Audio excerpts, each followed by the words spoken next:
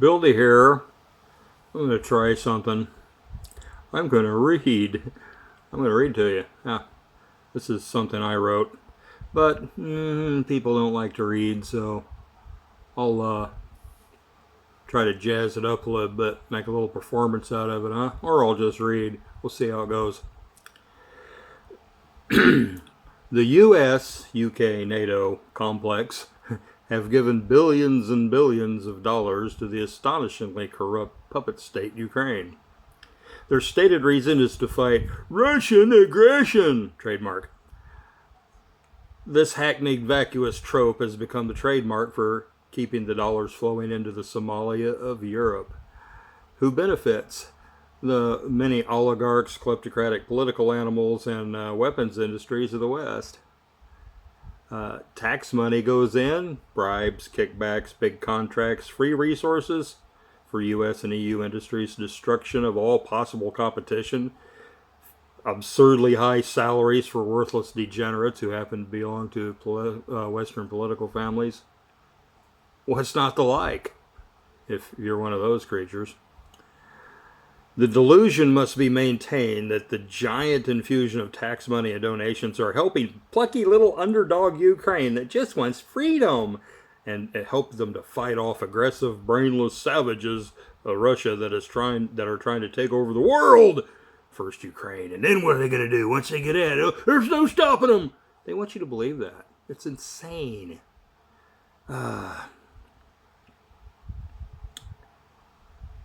Yeah, the brainless savages just happen to have decided to begin with Ukraine.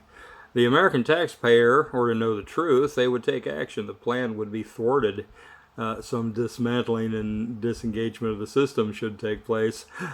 Drain the swamp, right? And some people will be blamed and hopefully be put on trial for war crimes and more. To prevent that from happening, over 150 private public relations firms are coordinated by the Virtual PR Agency. That's an agency that is run by Nikki Regazzoni and Francis Ingram. These people have close ties to the UK government and have worked for Britain's Conservative Party. One sits on the UK Government Communications Service Strategic and Evaluation Council and is chief executive of the International Communications Consultancy Organization and leads the membership body for the UK Local Government Communicators, LG Comms. No wonder the narrative is everywhere. These are very well-connected people who have access to powerful decision makers and receive all the resources they need and then some. That's why every other page you open up has a big blue and yellow murder puppet flag on it. Please support Ukraine and please help. And all these scams are out there when you need to help the correct Ukrainians, but you can't see what your money's doing. There's Nazi organizations woven all through this too. The old 80-year-old funding outfit for the resistance against the Soviets is still in place, and they're actual Nazis. They haven't changed their ideology. They're proud of what their grandparents have done, and they got their hands all over this too. It's astonishing. It's amazing. Anyway, there's some profit to be made in deceiving people and getting them to buy into things that they don't need. Things that are harmful to them. That's called marketing. And there may be even more profit in selling people narratives that are not true and are extremely harmful to them and help shape the political landscape. This is called PR. PR marketing are very similar, but at least the marketing, you got some sort of product. The ability to paint a corrupt, stupid, thuggish, genocidal maniac as a heroic victim and the actual victim and actual heroes as greedy brutes and aggressive thugs is not outside the realm of possibility, and one is well equipped and connected as the above mentioned organizations. That's exactly what's happening. I gotta scroll down here. This is a multi-million-dollar PR campaign. It is perhaps the largest and most effective PR campaign ever. I think that might be true. That's why I wrote it. And it is all to support and try to cover up a cesspool of corruption. I've seen the results of this campaign from many perspectives. I view it entirely from the outside. I live in Crimea, and I know what have been done to the people of Donbass, and I've watched and listened to the relentless stream of mindless, logically inconsistent, and self-contradictory lies being offered in the West for the last 8 years. And now it seems to have reached a crescendo. Now, $64,000 question. Some kind of question is, what have Russia done to counter these lies? I've seen that very closely. What is Russia doing to counter the lies? In the West, that people assume that there's $1 billion program to fool people that the Russians are behind with all their hackers and all their oligarch money and everything. I went sniffing that out because if Russia wants me to tell people what happened in Donbass, or if Russia wants me to tell people what I've uncovered or anything and counter this information war in the West, yeah, that's great. And it'd be great if they give me a little money. I'd do it. I'd freaking do it. You know why I'd do it? Because it's the truth. I'd be kind of surprised somebody wanting to pay you to tell the truth, but sometimes it's necessary, I suppose. Yeah. And I did get some promises from people for a little filthy lucre to do things according to what they wanted. I said, hey, fine, as long as I'm telling the truth, I don't care. I'm not going to lie for anybody, but I don't see how I'd have to for this reason. The truth's on Russia's side, because it is true, the things I've been saying about what Ukraine did with Donbass, what the U.S. did to Ukraine, and what's going on. All you need is the truth. I'll tell the truth. I tell the truth full time, but I do have a family and I have bills to pay. Well, they offered me very little, but I agreed to do it. And, I got even less than the very little that I got, and now they don't want to talk to me. They have a big circle of people, and I guess they get funding to do stuff like this. And I don't know what they're doing. I'm sure they're doing some good, but all I've seen them doing is, they bring journalists in and have meetings and put them in hotels, and that's good. And they brainstorm, and then they send them out. And I don't know who's paying for the journalists to go out, but that's important. That's very, very important for people to be on the site, boots on the ground. And maybe they just don't have enough to go around. I don't know.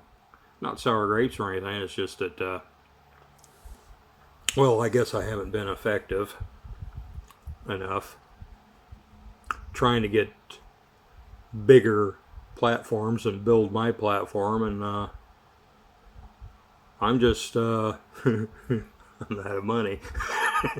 And I don't have any coming in. Zero. I'm happy with what I've done, though.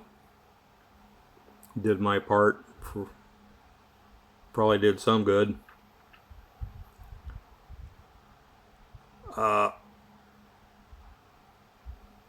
They have meetings with political philosophers, historians, political science experts, meet with journalists. I don't see much of trying to actually steer anything. I just see they wanting the truth to be told. They have specific ideas about how to do it, but these aren't marketing people. These aren't PR people. By a long shot, they're not. And I'm no expert, but I'm not very impressed. Well, let me continue. I just kind of got off on a rabbit trail there. I wasn't reading anymore.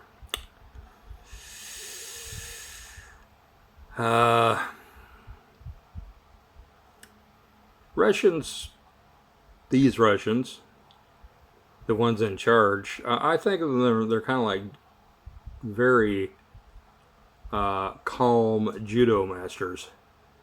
They don't meet brute force with brute force. You got a multi-billion-dollar PR campaign worldwide to make Russia the boogeyman that's being aggressive and trying to take over the world and get everybody else lined up to spend all this money on weapons and to orchestrate and fight them. What's Russia doing? They're not fighting it in like kind. They're not meeting brute force with brute force. The force extended against them, the energy extended against them, has a logic that the people delivering that force don't seem to understand.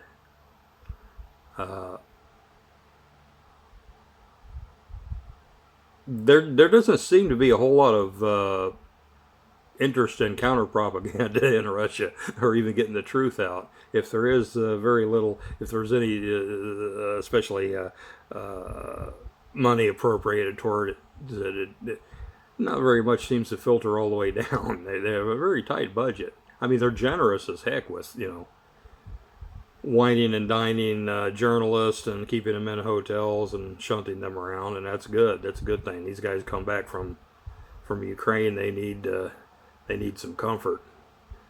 And, I mean, it's a good thing. They're funding that, as far as I can see. People with boots on the ground. I try to go, but then I'm not a famous journalist. I'm just an amateur blogger. But these people are connected with alternative media big time in Europe and in the U.S. Russia already has a media. They don't let their media repeat the crazy lies and the sensationalism. I respect Russian media. It seems kind of bland, but then so was American media before it got totally corrupted. Walter Cronkite was bland. I don't think he was squeaky clean either, but that was a different time.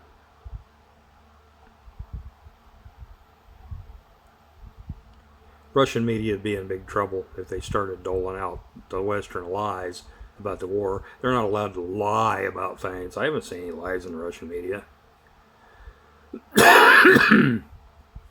The Russian media shows what the U.S. media says. The Russian media airs stuff from CNN and BBC, and people laugh at it. I mean, it's comical. You can just show it on his face, and over here, it's absurd. People shake their heads and say, "How can anybody believe that? These people are nuts."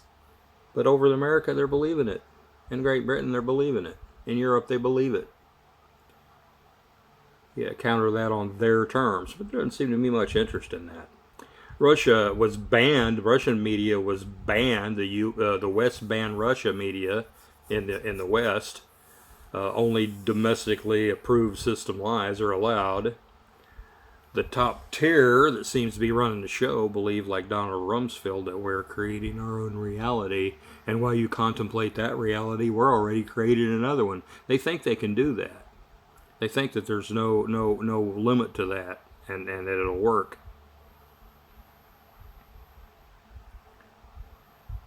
Rumsfeld, was he talking about PR, or was he talking about the special effects and the stuff they pulled with 9/11 in Afghanistan? They don't have any pretense of morality at all. Of course they lie. They lie as a first approach. First thing they'll do is start lying. They lie even when it's not necessary. That's why Putin called it an empire of lies. He's built on it. Been going on for a long time.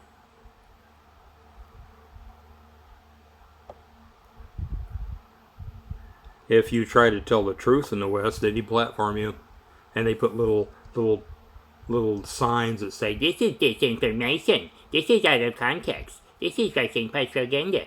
This is partly, we have reasons to believe this is partly owned by the Russian government." Isn't BBC and PBS wholly owned by the British and American governments? Well, you're not supposed to think of that. But if you have a bad opinion of Russia, then, it has its effect.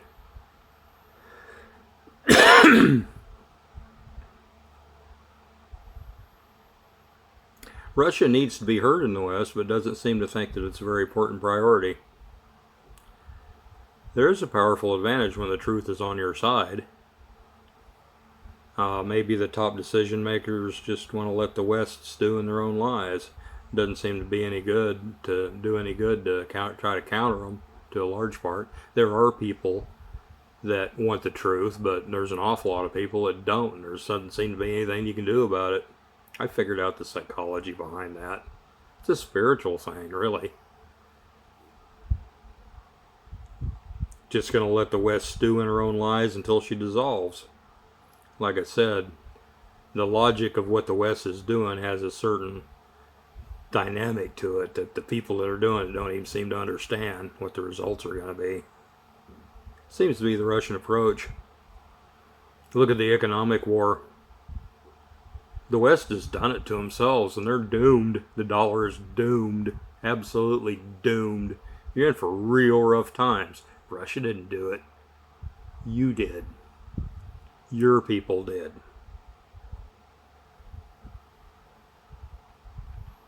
If a good man were put on trial by a room full of brain idiots that have accused him of all kinds of horrible crimes that they themselves are the ones that perpetrated, how should he answer them? What can he say? What can he do? Should he fight? Is it worthwhile even to address the charges?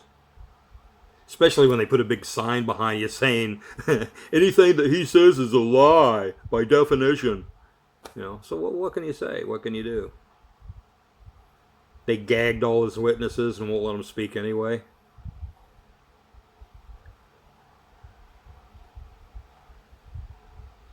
It's pretty hard to avoid prosecution like that. It's an unusual way to respond to being accused of things. Silence. When we're talking about a room full of brain idiots that want to hang you anyway, have already made up their mind, what's the use? What should you say? You should point out the truth, the nut of the thing. You're an empire of lies. You're liars. You're immoral. No! We're spreading freedom. We're the indispensable country. Something like that happened a long time ago. Matthew 27. Pilate asked him, do you hear how many charges are brought against you? And Jesus gave no answer, not even to a single charge. And the governor was amazed.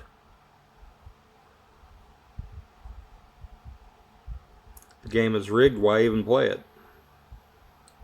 And the lies keep coming more and more obvious and more ridiculous, more and more hysterical.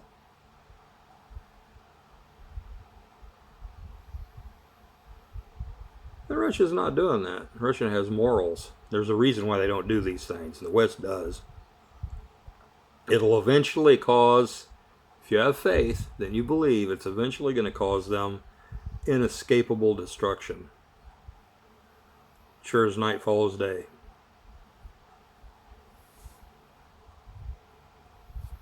So, I heard one guy say, well, Russia's already lost the information war. The truth is on their side. How could they lose the information war? They don't even try. Just like, well, Jesus didn't try. They pick their fights very carefully. Why fight when you're in a kangaroo court full of liars? Why waste your energy? They'll self-destruct. Whether they win or lose is in God's hands, inshallah.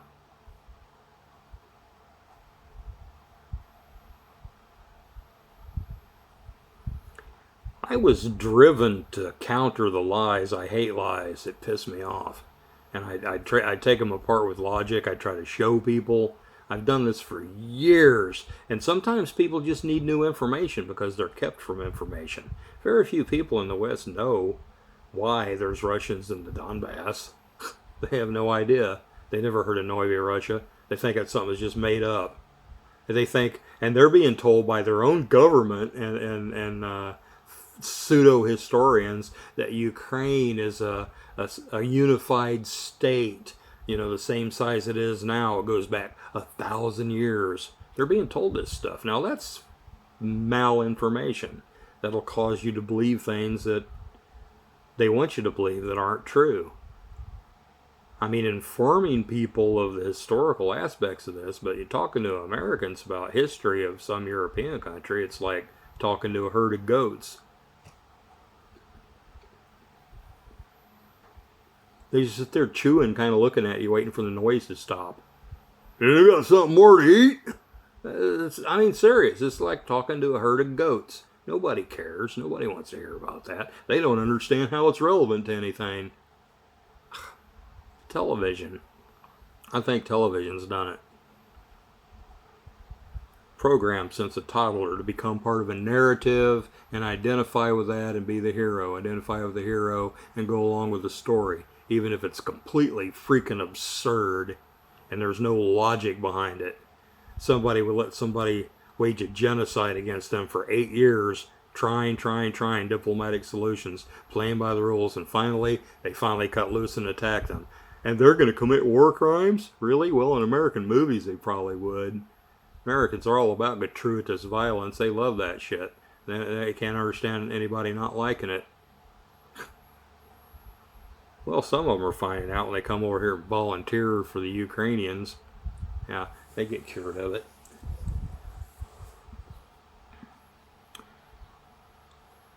Well, I can't make a living doing this, apparently. I'm going to try one more big push, trying everything I can. Doesn't work, I don't know what I'm going to do. I'll have to go back to a real job, I guess. If I can find one, then I got to find some way to get money to my wife, unless I can find one here. Anyway, that's enough for this one. I don't know if this is going to work. I'll review it and see if it's worth putting up or not. If you see it, then I guess I found that it was. If not, I'll make another one. Uncle Billy, signing out.